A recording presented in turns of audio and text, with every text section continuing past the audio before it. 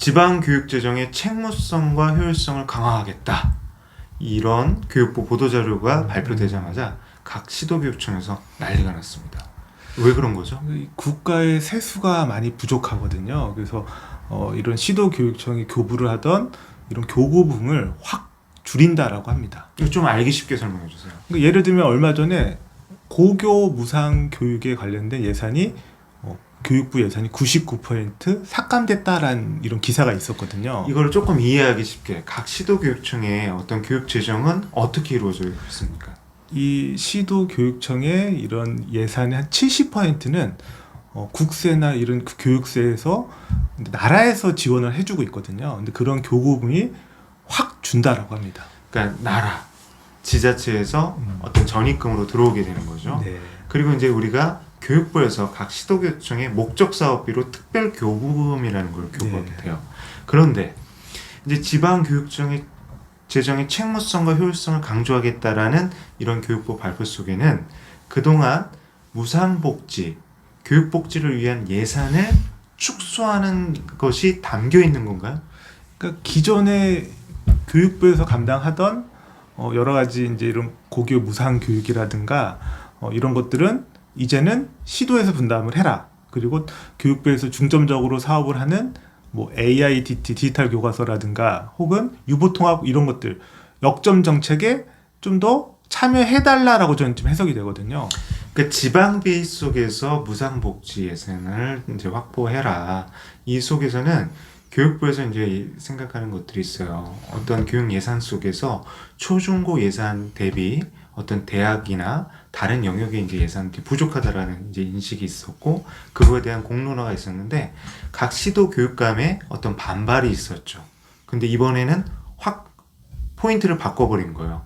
그렇게 됐을 때 지금 무상교육 예산들 어떤 식으로 활용되고 있습니까? 그러니까 지금 아까 말씀드렸던 고교 무상 교육이 이제 일몰제라고 해서 근데 법률에 의해서 5년 동안 국가에서 한 47.5%를 부담을 하고 시도 지자체에서 한 5%를 부담을 했는데 그게 더 이상은 법적인 근거가 없어지면서 시도교육청이 다 분담을 전액을 하게 되었습니다. 근데 그 예산들이 어떻게 쓰여온 거야 그동안? 그래서 고교 무상교육이라고 해서 보통은 고등학생 한 명당 한 145만 원 정도를 교육비라든가 여러 가지 고교 교육에 필요한 돈을 근데 나라에서 됐다고 생각하시면 될 것 같아요. 교육비, 그러니까 뭐 교복비, 체육복비 네. 뭐 이런 것들 포함된 겁니까? 맞습니다.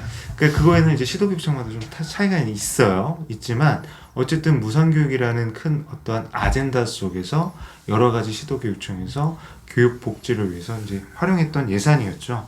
이제 그것들은 이제 시도교육청의 예산 속에서 자체적으로 확보해야 되는데 이게 쉽지 않다라는 거죠. 그러니까 지금 올해도 근데 이 세수가 부족해서 기존 하던 사업도 지금 폐지를 하라고 지금 이렇게 근데 이런 어려움에 처해 있는데 내년에도 확 준다라고 하는데 거기에 이제 이런 고교 무상 교육이라든가 그 다음에 이런 유보 통합이라든가 AI 디지털 교과서 이런 새로운 역점 정책들을 이제 시도교육청이 이제 다 감당을 해야 되니 안 그래도 없는 예산에서 이제는 교육부에서 시키는 사업만 하기에도 벅차진다라는 생각을 근데 하고 있는 것 이거는 같아요. 조금 시키는 사업이라는 게 말이 되게 거친데 일단 보통 교육의 이제 효율화 사례들을 한번 살펴볼 필요가 있어요. 교육부에서는 감액 사례로 제시한 것들이 교육 목적과 관련 없는 선심성 현금 복지 사업이 있었다. 이것들을 축소하도록 유도하는 효과가 있다. 그리고 교육시설 사업 등 연도 내 집행이 불가능한 사업, 그러니까 오래 쓰이지 않을 예산들을 이제 감액했다. 이렇게 밝히고 있거든요. 그럼 이거 우수 사례 아닙니까? 근데 뭐 코로나 시기에 뭐 특별 지원금이라든가 또 어느 뭐 이런 지방 같은 경우는 이런 저소득층을 대상으로 어떤 약간 복지성 지원을 현금 복지. 현금 복지도 지원도 하고 뭐 바우처 같은 형태로 많이 지원한 걸로 알고 있습니다. 근데 여기서 선심성 현금 복지 사업 같은 경우에는 저는 이제 조금은 교육부의 입장도 공감이 되는 사업이 있었어요. 뭐 그 대표적인 사례가 이제 여러 가지 이제 에듀테크에 대한 솔루션을 이제 이중적으로 사용하는 사례들이 있었거든요. 그러니까 어떤 특별 교부금 사업에도 있는데 지자체에서도 어떤 AI 학습 시스템이나 사교육 솔루션을 사용하는데 이제 사용하는 게 있는 거죠. 그리고 이제 일부 지자체 같은 경우는 1인 1디바이스 사업도 이제 했던 것들은 사실이고. 근데 여러 가지 이제 부분들이 있는데 그런 것들을 시도교육청과 협의가 되었다라면 어느 정도는 이제 조절할 수 있는 부분이라고 보는데 여기서 이제 교육부에서 증액 사례라고 이제 내세우는 몇 가지 사안들이 있어요. 네. 이것들과 한번 대비된다라는 점에서 좀 문제가 있다 이런 말씀들이 있어요. 예를 들면 돌봄과 관련된 늘봄 학교 구축 지원을 지금 3천억 원 이상 증액을 했고 교원 연수 운영 그러니까 여기 보면 교사가 주도하는 자율적 수업 혁신 5,300억 원 예산 투입이 됐고 그 다음에 기초학력 그 다음에 학력 인정 평생교육시설 인건비 운영비들을 보조하는 것들이 약 4천억이 좀 넘어요. 이런 것들 증액 사례와 대비되는 그런 효과도 있거든요. 그러면 여기에서 지자체가 볼 때는 지자체에서 핵심 사업으로 생각하는 사업보다 교육부에서 원하는 사업을 하게끔 하려는 의도가 아니냐 이렇게 볼 수 있단 말이에요. 이거에 대해서는 어떻게 생각하세요? 그래서 이제 교육부가 이런 시도에 돈을 줄 때는 일반 교부금이 있고 특별 교부금이 있는데 지금 교육부의 그런 방향대로 하면 일반 교부금도 특별 교부금처럼 어떤 목적을 가지고 써야 되는 상황이 있지 않나. 그리고 교육 자체 측면에서 시도의 자율성이 특히나 모든 사업은 예산을 바탕으로 하는데 예산이 축소되거나 어떤 방향으로만 지출이 된다고 하면 교육 활동 자체도 약간 교육 자체의 영역이 좀 약화되는 게 아닌가라는 염려가 그러니까 있거든요. 이거 일반 교부금과 특별 교부금 요거를 조금 개념을 설명해 주셔야 될 것 같아요. 일반 교부금 같은 경우는 시도교육청이 예산을 보조하고 이 예산 활용 계획서부터 집행까지의 어떠한 주관을 시도교육청에서 한다라고 본다면 특별 교부금은 목적을 정해서 내려보내는 사업이죠. 맞습니다. 그게 어떤 사업?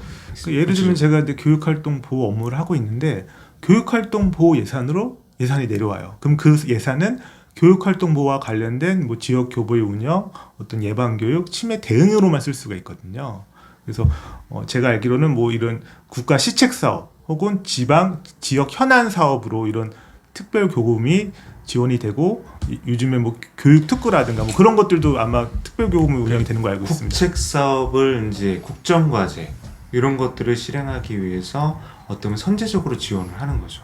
그리고 이제 아까 대 선생님이 말씀하신 것처럼 몇 년간 운영하게 되면 이제 일몰제가 되면서 이제 지방 재정으로 이제 그걸 지속하든가 일몰이 되는 거죠. 그런 측면에서 지금 이제 교육부에서 발표한 사업들은 교육 당국에서는 당연히 해야 될 것처럼 보여요. 그동안 우리가 이제 코로나 기간 동안 이제 막대한 예산을 지방 교육청에서 확보를 했고 그걸 집행을 했잖아요. 근데 항상 그렇게 할 수가 없는 거잖아요. 국가 재정이 어려운 상황에서 그러면 이런 부분들을 조율하고 조정하는 건 자연스러운 거 아닌가? 그래서 이제 조금 염려가 되는 거는 근데 담배세도 일부분 이제 이런 교육 예산으로 지원이 되는데 그것도 일몰이 되고 이런 무상 교육이라든가 큰 예산이 이제 들어가는 이런 사업도 이제는 예를 들면 뭐 어마어마한 이런 예산이 들어간다고 하더라고요. 아니 근데 무상 교육에 대해서도 우리가 다시 한번 생각해 봐야 돼요. 무상 교육이 나쁘다는 게 아니라 아까 분명히 말했잖아요. 선심성 현금 복지 사업을 축소하겠다. 조정하겠다. 점검하겠다. 이게 문제가 있나요? 그래서 우선은 이런 지방 교부금이라든가 이런 것들을 근데 아까 뭐 교육부 안에 보니까 외부 어떤 지방 교육재정 교부금 위원회를 만들어서 그거에 예산 집행이라든가 예산 편성의 적절성을 판단을 하고 뭐 이렇게 심의를 하겠다 뭐 이런 제안도 있었던 것 같아요. 그래서 교육 예산도 소중한 국민의 혈세로 운영이 되고 특히나 미래 세대인 학생들을 위해 쓰이기 때문에 그게 적절하고 효과적으로 쓰이는 거에 대해서는 충분히 검증도 되고 합의가 돼야 된다는 생각을 갖고 있습니다. 그러니까 그럼 교육부의 생각이 맞다는 거네요. 근데 생각. 다만 지금 전국 시도를 보면 서울, 경기, 인천 같이 수도권은 예산이 어느 정도 여유가 있고 물론 지금 어렵지만 상대적으로 이런 전라도라든가 여기 여러 어려운 시도들이 있는데 일방적으로 이렇게 예산을 갑자기 확 줄여버리면 그 다른 시도들은 충분한 예산 확보가 어려워서 지방채를 발행한다 뭐 이런 얘기가 있어요. 근데 그리고 이제 여기서 말한 거는 아까 말한 것처럼 감액사라는 선심성 현금 복지 사업이나 올해 안에 실행하기 힘든 교육 시설 사업이라고 분명히 밝히고 있거든요. 근데 이거 침소 붕대하는 거 아니에요? 그러니까 사실은 근데 시설 사업 같은 게 보통의 예산들이 교육부 예산이나 이런 게 다 그 당해년도에 집행을 하게 돼 있고 시설 사업이 당해년도에 하기 위해서는 소규모 수선 사업밖에 못 하거든요. 근데 지방에 노후된 학교들은 몇 년에 걸쳐서 해야 될 수밖에 없는데 그런 예산을 삭감한다는 거는 중장기적으로 이제 교육 격차가 발생할 소지가 있다. 지방과 수도권 간의 교육 격차가 발생할 소지가 있고 이거를 일률적으로 이렇게 감액을 해버리면 예산 여력이 그나마 있는 지역과 그렇지 못한 지역 이런 게 좀 어려움이 생기지 않을까라는 염려가 되거든요. 그러니까 저는 이거에 대해서는 찬성해요. 이제 대성 선생님과 조금 생각이 틀린 게 어떠한 지방교육재정의 책무성, 효율성 이걸 한번 점검하겠다. 저희가 모든 사업들을 타성에 의해서 계속하는 경우가 있거든요. 5년이 지나도 10년이 지나도. 근데 저희가 아까 말한 것처럼 무상교육, 교육복지 사업이 잘못됐다는 게 아니라 선심성, 현금 복지 이런 부분에 있어서 우리가 남용되는 부분이 있다면 점검해야 된다고 생각을 해요. 그래서 그런 부분에 있어서는 지방교육정보, 그러니까 시도교육청에서 자체적으로 그런 예산 사업들을 점검하고 조정할 수 있는 계기도 될 거라고 기대는 해요. 다만 요 이면에 담긴 어떤 의도가 있다라면 저는 요 부분은 점검해야 된다고 생각합니다. 이게 뭐냐면 시도교육청에서 여러 가지 교육 현안들이 있고 그것들을 해결하기 위해서 시도만의 특색 있는 교육들을 하고 있는데 이제 교육부 입장에서 교육부에서 추구하고자 하는 어떤 교육 시책, 국정 과제들을 우선시하기 위해서 예산을 쪼인다라고 하면 문제가 있을 것 같아요. 최근에 이제 가장 이제 현장에서 이제 퀘스천 마크가 있는 사업들이 디지털 기반 교육 혁신이에요. AI 디지털 교과서 도입을 앞두고 전체 선생님들을 대상으로 초등학교 같은 경우 전체 선생님들을 대상으로 이제 AI 디지털 교과서 연수를 하는데 문제는 AI 디지털 교과서가 개발되지도 않았는데 연수 예산이 먼저 나왔고 그리고 그 연수가 이루어지면서 여러 가지 시행착오 과정들이 있었거든요.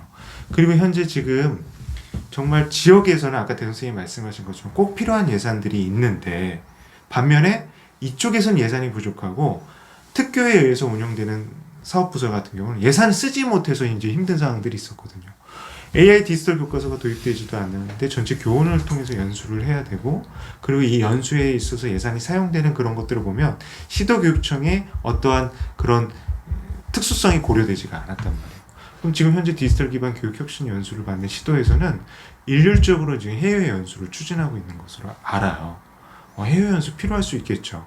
그렇지만 디지털 교과서가 도입되지도 않은 상황에서 그리고 개발이 이루어지고 있는 과정 속에서 해외 교사 연수가 갖고 있는 의미가 무엇인가? 준비 과정에서 필요했던 것인가? 아니면 그리고 운영되는 와중에 어떤 점검을 하고 새해 우수사를 받아들이기 위해서 필요했던 것인가? 저는 이제 교육부에서 아까 대 선생님이 말한 것처럼 인상적인 부분이 있었어요. 동등한 눈높이에서 협의와 수기의 과정들이 필요하지 않았나 이런 생각들이 들어요.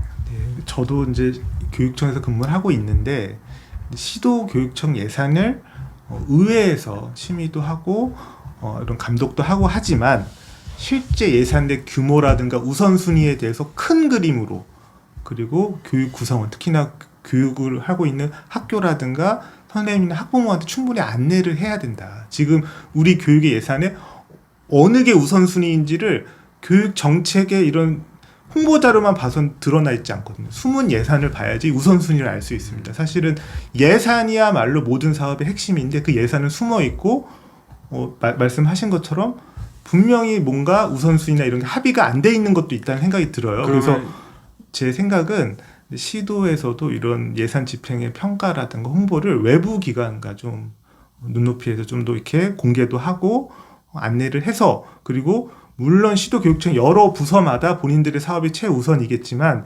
이렇게 예산이 요새 저희가 얼마 전에 리뷰했던 책의 제목이 축소사회잖아요. 예산이 이렇게 축소되는 시대에는 정말 시급한 사업이 무엇이냐. 뭐 선택과 집중을 한다는데 그거를 소수의 사람들이 선택과 집중을 하는 게 아니라 교육 구성원들의 의견을 좀 수렴해야 된다라고 생각을 합니다. 그러면 대 선생님 이번에 이제 교육부 발표에서 교육부에서 어떤 아까 말한 것처럼 감액과 증액 사례를 대비했는데 그것이 잘못됐다라고 보시는 거예요? 아니면 그러니까 어떤 저는 입장이신 거예요? 근데 교육부 사업도 이제 국민들이라든가 교육 구성원들의 입장이 조금씩 달라요.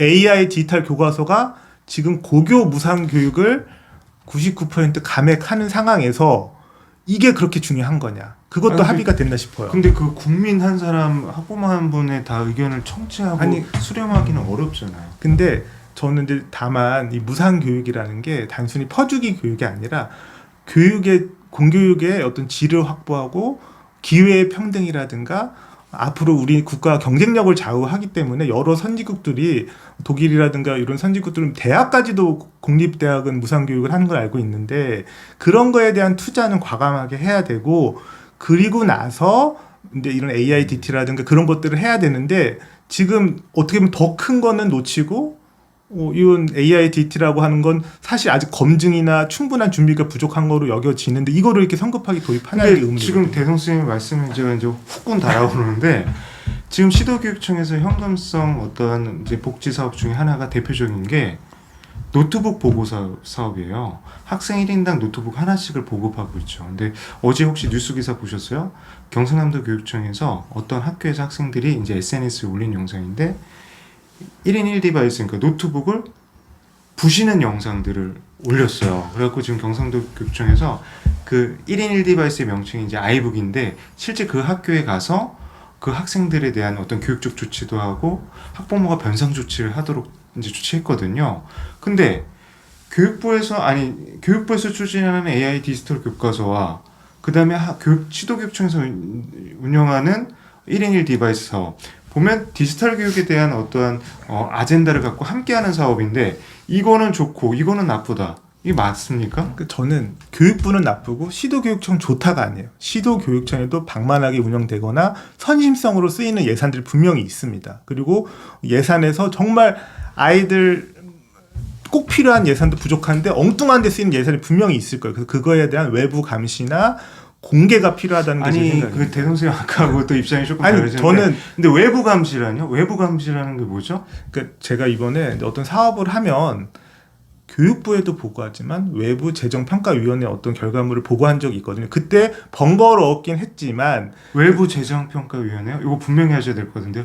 외부 재정평가위원회 아니 뭐죠? 국가의 어떤 이런 재정에 관련된 그런 것들을 분석하는 그런 데도 보고를 하더라고요. 그래서 제가 이거 보고를 했다고요? 이거 네. 대성생 되게 위험한 말씀을 하시는데 외부 단체에 보고를 아니죠. 했다고요? 교육부 산하에 그쵸. 그럼 교육부죠, 그거는. 근데 우선 제가 이 말씀을 드리는 게 뭐냐면 막대한 예산을 시도교육청이 갖고 있는데 그거에 대해서 의회가 있긴 하지만 그거에 대한 정보 공개나 그거에 대한 충분한 합의는 저는 부족하다는 생각이 들었어요. 근데 이제 교육부 입장에서 제가 이제 얘기를 해요. 저도 이제 뭐 시교육청에서도 근무를 했고 지금 학교에서 근무하고 있지만 지금 언론에 보도되는 사례들이 있어요. 그러니까 시도에서 사실은 그동안 지방 교육 재정이 조금 풍부했던 건 사실이에요. 그래서 이제 경상남도 같은 경우는 아까 아이북, 인천 같은 경우는 1인 1디바이스, 온북 뭐 이걸 도입을 했었어요. 그리고 그 도입들을 한 것들에 대해서 지금 여러 가지 문제점들도 드러나고 있는 게 사실이에요. 얼마 전에 이제 인천광역시 교육청 같은 경우는 이제 서울특별시 교육청도 마찬가지고 그 전자칠판에 대한 이제 이야기가 나왔었거든요. 이거에 대해서는 같은 것들은 중앙교육정부 차원에서도 문제제기를 할 수 있는 것이 아닐까 저는 이런 생각이 들고 다만 저는 이제 교육자치시대 지방교육정부와 그 다음에 중앙교육당국 간에 어떤 수평적인 의사소통이 필요하다라는 거예요. 이 상호 간의 협의를 통해서 결정이 돼야 되는데 선포하고 선언하듯이 간다라면 그 어떤 교육 예산의 어떤 수혜를 받는 어떤 학부모 학생들은 혼란스러울 수밖에 없다는 거죠. 예를 들면 노트북이 지급돼 왔는데 우리 아이가 이제 지급받을 것으로 예상하고 그에 대해서 기대하고 있는데 지급이 안 된다. 이건 대형 사고라는 거죠. 그런 것들이 이제 이루어진다라면 어떤 예고와 그리고 그것에 대한 대응들이 같이 함께 이루어져야 된다고 생각해요. 지금 이제 현금성 예산들이 이제 문제가 되는 이유들은 여러 가지 측면에서 이제 있어요. 근데 그거에 대해서는 사실은 성과도 있을 거고 그리고 그만큼의 이제 어려움, 문제점도 있는 것이죠. 그거에 대해서 이제 면밀하게 분석할 필요가 있다라는 거 대선 선생님 의견에 이제 저도 이제 공감은 해요. 그리고 이제 그런 것들에 대해서 생각을 해봐야 될 것 같아요. 교육이 이제 100년지 대계라고 하잖아요. 근데 지금 현재 이루어지는 특별교부금 사업들이 아까 대선 선생님이 말씀하신 것처럼 지방에서 어떠한 현금성, 선심성 포퓰리즘에 입각한 정책이라고 비판하는 교육부가 비판하는 그 지점에 사실은 교육부에서도 자유로울 수가 없다는 거죠. 그리고 그거에 대해서 AI 디지털 교과서를 예를 든 것이죠.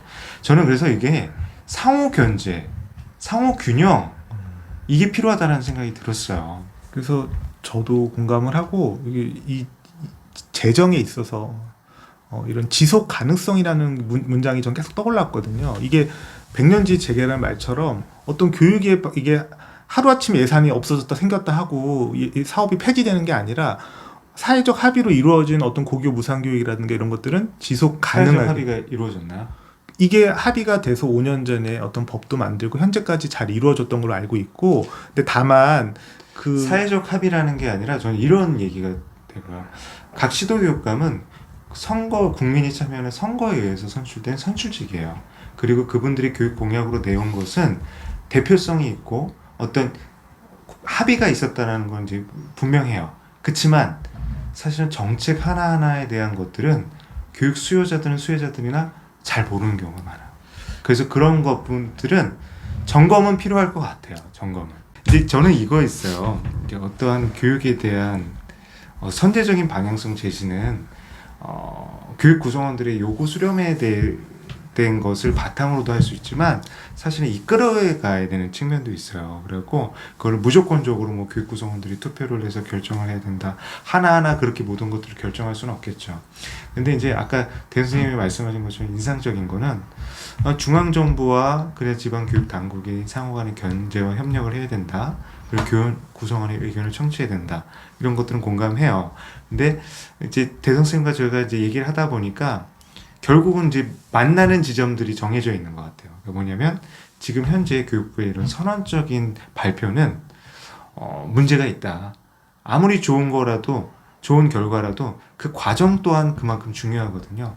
함께 만들어가는 과정이 없었다라는 건 진짜 문제점이네요.